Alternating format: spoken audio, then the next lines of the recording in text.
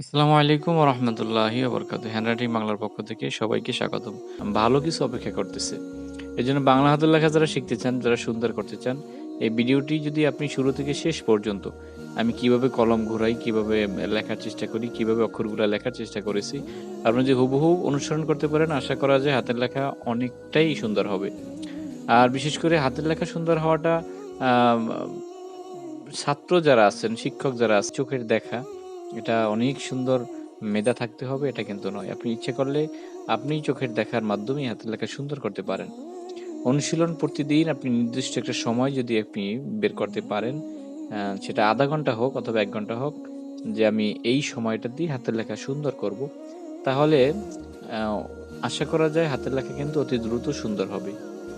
আর যারা হাতের লেখা সুন্দর আ শুধু দেখে দেখেই আম তৃপ্তি পাচ্ছেন, তাদের কিন্তু হাতের লেখা সুন্দর করাটা জরুরি।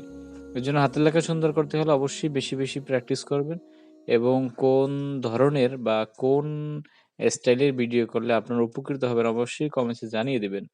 আর হ্যান্ডরাইটিং বাংলা যদি এখনো